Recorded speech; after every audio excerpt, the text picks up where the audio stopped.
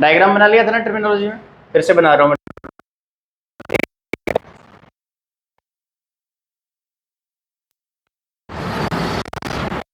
Pole of the mirror, center of curvature, focus of the spherical mirror, क्या है ये? Linear aperture. This line is principal axis. Okay, so pole is the geometrical center of the mirror. C is center of curvature. It is the part of spherical mirror or not? क्या ये spherical mirror का part है center of curvature? क्या ये इसके surface पे है क्या? नहीं, ये केवल उस स्पेयर का पार्ट है जिससे स्फेरिकल मिरर बना है. But P is the part of spherical mirror क्योंकि ये इसके सरफेस पे है. F इज प्रिंसिपल फोकस और से फोकस, ये फोकस है. ठीक है, इसको डिफाइन करेंगे अभी. डेफिनेशन लिखा ही दिखे कुछ? हाँ, तो पहले लिखो. पहले कौन सी है? Centre of curvature.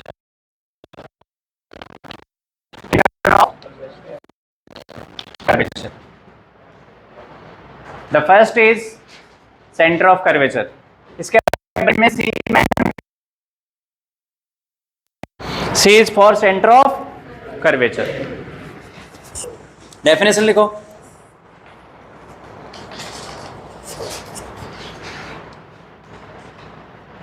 Centre of curvature लिखो. Centre of curvature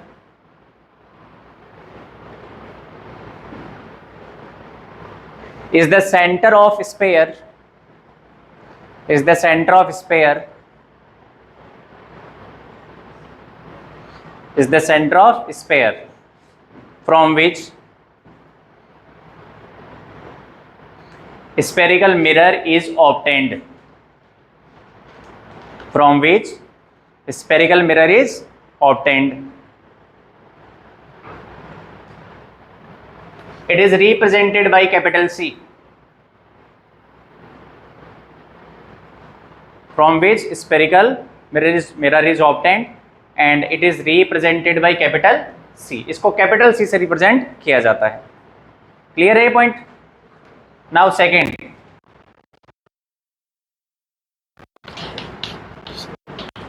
second definition is pole.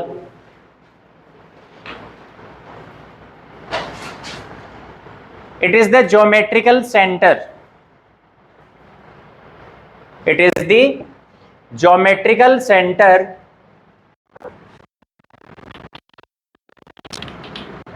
it is the geometrical center of spherical mirror.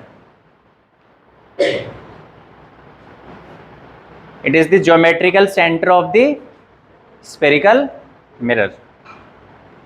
It is represented by capital P. It is represented by capital P.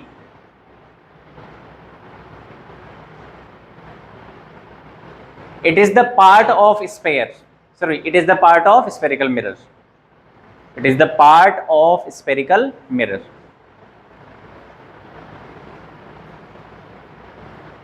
It is the part of spherical mirror. ये spherical mirror का part होता है क्योंकि ये mirror पे लाई करता है, surface पे लाई करता है. ओके, क्लियर है? दो point. Centre of curvature, pole of the mirror. Third में प्रिंसिपल एक्सिस.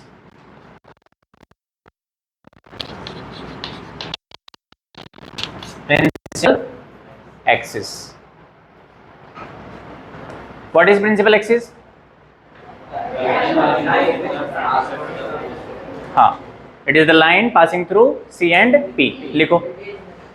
हाँ, it is an imaginary line. It is an imaginary line which passes through. It is an imaginary line which passes through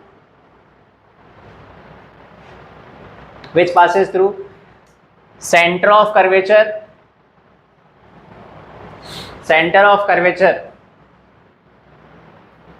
and pole of the mirror.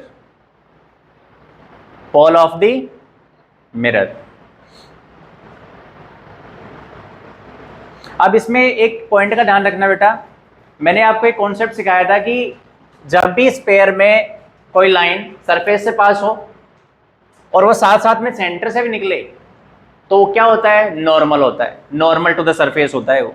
क्योंकि देखो ये point, ये जो line है ये कहाँ से निकल रही है, सेंटर ऑफ कर्वेचर से, और क्या ये सरफेस को भी टच कर रही है, पी पे टच कर रही है ना, तो यहाँ पी जो होगा वो पॉइंट ऑफ इंसिडेंस होगा यदि रे ऑफ लाइट ऐसे पास होती है तो, और ये साथ साथ में नॉर्मल का भी काम करेगी। यानी कोई भी रे ऑफ लाइट यदि इसके डायरेक्शन में आती है तो टकरा के वापस आ जाएगी, because it is a normal incidence, क्योंकि नॉर्मल इंसिडेंस है। ठीक है, इस कॉन्सेप्ट को साथ में लेके चलना, रखना इसको। फोर्थ पॉइंट, फोर्थ में हम डिफाइन करने वाले हैं फोकस को, तो हेडिंग डालो इस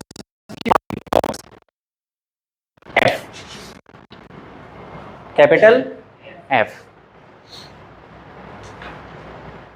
कैपिटल एफ। डायग्राम बनाते पहले एक,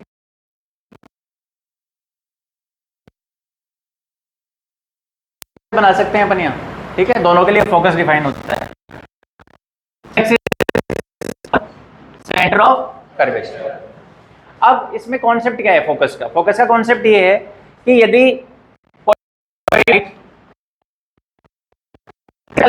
मिरर पे हिट करे, पैरेलल है, किसके पैरेलल है, प्रिंसिपल एक्सिस के पैरेलल है, तो ये क्या, ये वाला जो पॉइंट,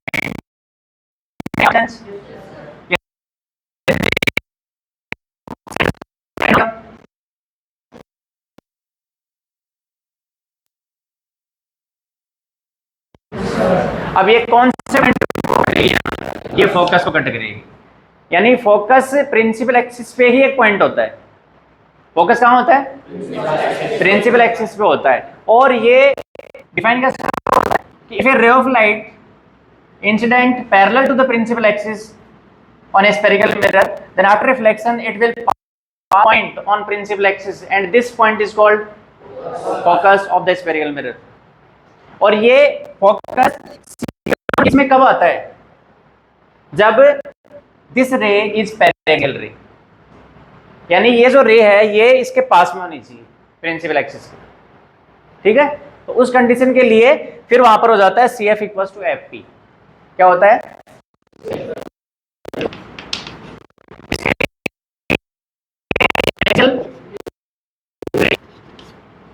और जैसे ही ऐसा होगा उस कंडीशन में एफ पी होगा, एफ सीपी का हाफ हो जाएगा, और सीपी क्या होता है, रेडियस। अभी मैं रेडियस की डेफिनेशन नोट करवाऊंगा, तो यहां पर आ जाएगा F P equals to R, ठीक है। तो ये डायग्राम बना लो और यहां तक नोट करो, देन इसकी लैंग्वेज लिखो, फिर डायग्राम बनाओ जल्दी। ये डायग्राम बनाओ, फोकस इसी तरीके से डिफाइन होगा।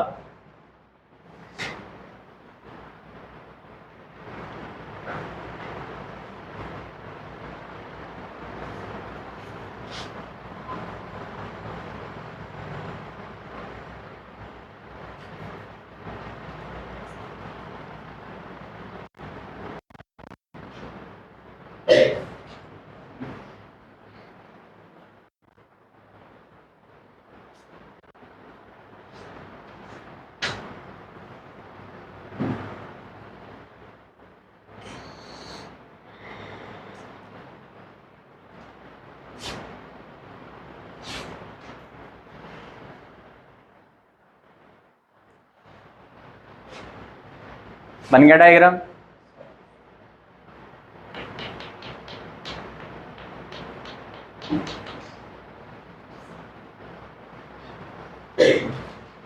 ये पॉइंट जरूर मेंशन करना, पैरेक्सियल रेज, उसी के लिए ये दोनों सेम सेम होंगे, half half, half total length को हाफ में डिवाइड कर लेंगे, और उसी से हमारा रिलेशन आएगा focal length is equal to R by two, ठीक है। अब इसमें एक ऐसे पॉइंट बना के लिखो फोकल लेंथ, इसी के अंदर पॉइंट बना के लिखो फोकल लेंथ,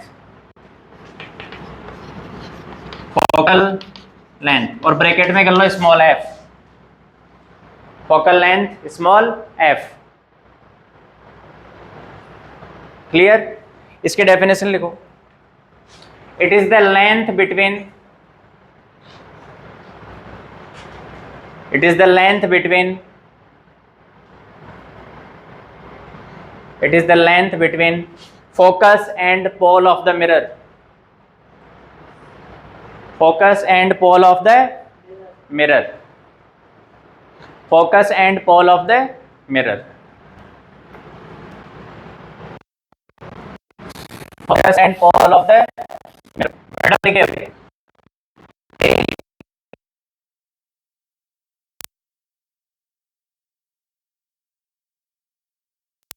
एफ और पी के बीच की लेंथ तो एफ पी होगी ना, और एफ पी को क्या बोल रहे हो आप? फोकल लेंथ, और फोकल लेंथ का सिंबल क्या है? एफ। सो यहाँ पर क्या था?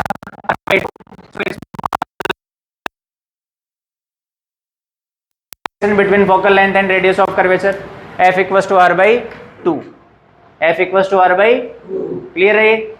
रिलेशन है पक्का, क्योंकि ये न्यूमेरिकल में हेल्प करेगा और कई बार डायरेक्ट एमसीक्यूज में भी आ सकता है। So F equals to R by 2। एक तो इसको नोट कर लो।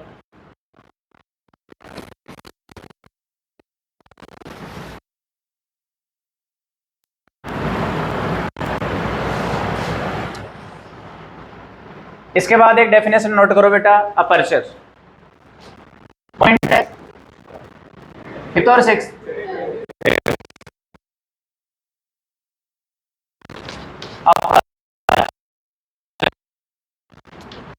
अब ये जो लीनियर अपर्चर है ना, वो ध्यान से देखो, ये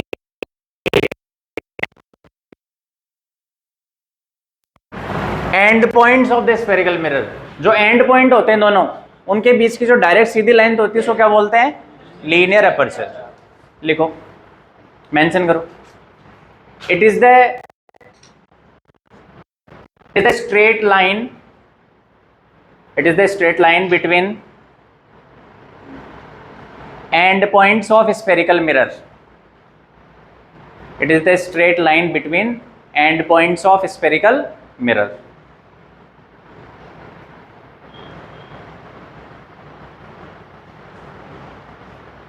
Here mn, कंटिन्यू लिखना है, mn कॉमा नहीं लगाना है। Here mn is linear aperture. mn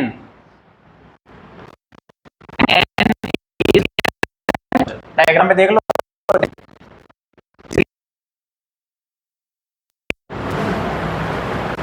ठीक है, तो अब एक बार फिर से देख लो terminology. Centre of the mirror, C is the centre of sphere from which mirror is obtained.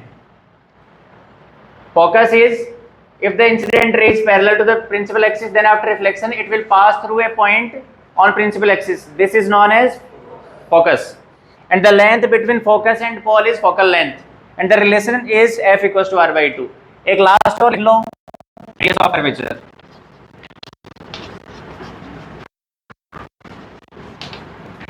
Capital R, ये लास्ट टर्मिनोलॉजी है बस। Radius of curvature, it is the radius of sphere. It is the radius of sphere. It is the radius of sphere from which spherical mirror is obtained. Spherical mirror is obtained.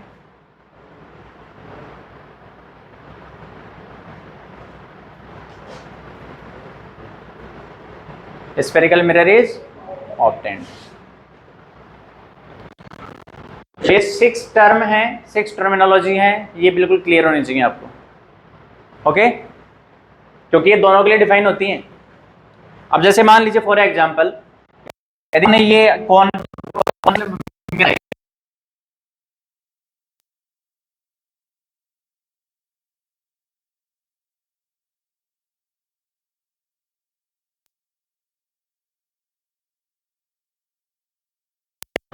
Object यहाँ रखा जाएगा, क्योंकि ये reflecting surface है, जो टकराने का काम होगा वो इधर से होगा, तो ये रे ऑफ लाइट आएगी और फोकस लाइट।